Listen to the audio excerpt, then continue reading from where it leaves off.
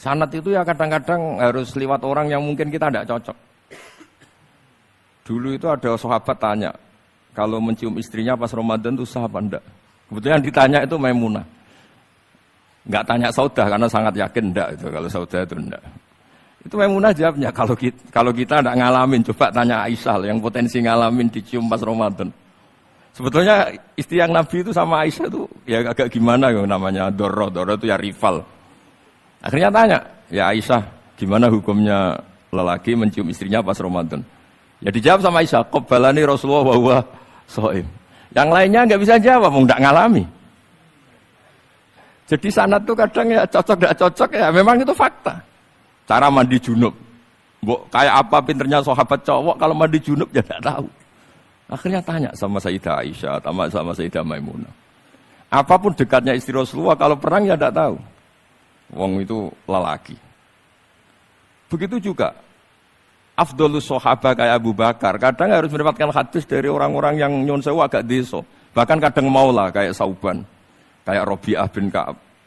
Orang-orang biasa sekali. Khodim dulu. Tapi ini kan barokahnya khodim itu tahu keseharian Rasulullah SAW di dalam. Misalnya Anas. Apa kenangan kamu dengan Rasulullah? Kenangan saya itu saya khodam tu Rasulullah SAW asyra sinin.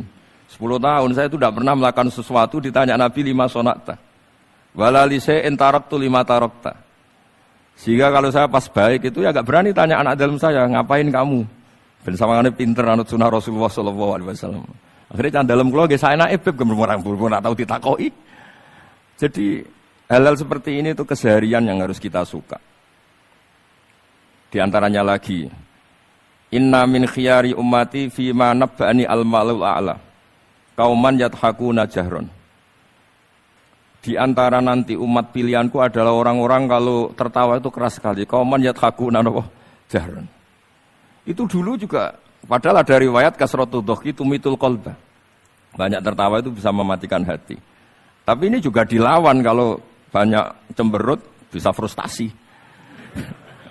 Nah, sehingga di ilmu ini cerita saya nanti di tasnya Habib Jintan. Semoga nasinya bener, saya tamu pasti dihormati. Nggak penting bener ndak itu nggak penting. Yang penting tamu itu dihormati. Ya kebetulan saya ini tadi kan hormat mbah saya masih bahasa Mbah Mutamakin di Hajan. Terus pagi tadi hormat buka luar di Sunan Kudus. Jam 7 saya tadi di Kudus. Ya, akhirnya sama teman-teman difasilitasi disuruh naik pesawat tadi jam 11 tadi. Tapi saya tidak capek karena memang saya senang cerita sanad. Tapi yang lucu-lucu saja, nanti yang serius jangan saya, yang lucu-lucu saja. Biar lucu sampean tuh tidak ngawur, tapi ada sanadnya. Ada seorang mufassir yang bilang ketika nafsiri wa annahu wa adhaka wa abka. Allah itu zat yang memberi kamu tertawa. Mbok kamu ingin susah, tidak akan tertawa. Tapi kalau Allah menghendaki ya tertawa aja. Ada orang miskin frustasi, maunya gak tertawa. Tahu-tahu jalan-jalan ngerti badut, ya akhirnya tertawa. Ya karena adhaka itu fi'lullah. Kalau Allah menghendaki mau apa? Karena adhaka itu fi'lullah. Gak bisa. Orang yang baru seneng kayak apa, gak ingin nangis. Tapi kalau Allah menghendaki wa abka, dinangiskan ya tetap menangis. Wa anna wa adhaka wa abka. Karena kita ini semua adalah objek oleh kudrahnya Allah Subhanahu wa ta'ala. Saya itu sebenarnya paling gak ingin ngaji bareng Habib tuh. Selain kalah nasab ya kalah ganteng. Ya tapi ditakdir mau apa? Ya sudah sami'na wa ata'na. Jadi saya saat ini tidak cari pahala benar, tapi pahala tawadhu karena diundang ya. Sudah penting benar salah, penting tawadhu. Jadi saya tadi sedang rayu sama Allah, ya Allah, saya kali ini tidak cari benar, cari tawadhu. Sudah mesti pahalanya besar tawadhu itu. Jadi supaya Islam ini gampang ya. Saya pernah cerita ke kiai yang khusyuk. Kalau sholat lama sekali, tak ceritain hadis. Nabi itu gak pernah menegur orang yang sholat cepat. Yang ada itu sanad negur sholat lama. Terus tak ceritain hadisnya Mu'ad, tertawa-tawa deh. Gus kamu itu raan kok masih punya dalil? Saya punya sanad. Ada nggak sanad Nabi negur orang yang baca surat pendek? Nggak ada. Yang ada itu yang baca surat panjang. Nanti bisa direvisi sama Habib Jitin kalau nggak cocok. Tapi ini yang rileks saja. Karena potongan Islam Jawa ini kalau tidak berat nggak akan kuat. Jadi ya sudah. Inna minkum munafirin katanya Nabi. Salat yang terlalu lama itu munafir kata Nabi. Afattanun anta ya Mu'ad, kamu bikin umat ini enggak nyaman karena kalau kamu jadi imam itu lama sekali. Ini alhamdulillah betul. Hadis ini harus kita hafal betul. Nah, supaya Islam ini meskipun pilihan-pilihan keseharian itu ada sanad itu saja kepentingan saya. Yat amu ma yajidu fi ardi wa yalbasu ma yajidu wa yarkabu ma yajidu. Saya sering di tahun wong desa-desa Gus anak kula tahnik cethaki Gus tapi mboten enten kurma sing nganggo degan ae. Lho Gus dari kiai-kiai ku kurma. Kurma itu halawiyat, ya degan juga termasuk halawiyat. Ya sudah. Kalau kamu ingin sunnah Rasul, Nabi enggak pernah sholat di Indonesia, berarti kalau kamu sholat ke Mekah dulu kata. Maksud saya supaya orang itu nyaman dengan Rasulullah itu hadir di semua sisi kehidupan kita. Kalau dalam istilah Sayyid Umar Hafid, Faruhu Muhammadin sallallahu alaihi wasallam awsa' wa asra'. Kalau kamu bisa tawassul dengan Nabi Ibrahim, Nabi Musa, dan beliau-beliau bisa datang ketika Lailatul Mi'raj untuk hormat Rasulullah sallallahu alaihi wasallam di Baitul Maqdis, Faruhu Muhammadin awsa' wa asra' kata beliau. Jadi bisa datang di kapan saja, di mana saja. Jadi jenengan meskipun di Indonesia tidak usah khawatir, kita semua ini dilihat Rasulullah SAW. Dan cara lihat Nabi itu gampang, tidak kayak kita. Kata Rasulullah, hayati khairun lakum, wa mamati khairul lakum. Saya kalau masih hidup juga baik untuk kalian. Anda bisa cerita hadis dengan saya, sering bercengkrama. Dan ketika saya wafat kata Nabi, saya sudah dekat sama Allah Ta'ala. Kalau melihat kamu baik, saya muji Allah. Kalau melihat kamu salah, saya mintakan ampun. Makanya saya ini jenis kiai yang jarang istighfar. Ini bukan karena sombong. Saya ulang lagi bukan karena sombong. Saya itu pengagum Sufyan Ats-Tsauri. Itu di antara khasnya itu jarang berdoa. Ketika ditanya, kenapa kamu jarang berdoa? Selagi saya ngajar, kata beliau ini. Selagi saya ngajar, itu masuk hadis ala khulafa'i rahmatullah. Waman khulafa'u kaya Rasulullah alladzina yuhyuna ma amatun nas min sunnati. Jadi kalau saya baca Bukhari, otomatis dapat doanya Nabi ala khulafa'i rahmatullah. Timbang kamu doakan nangis-nangis gak jelas mandinya, mendingan mulang gitu. Terus kedua, doa hamalatil arsy.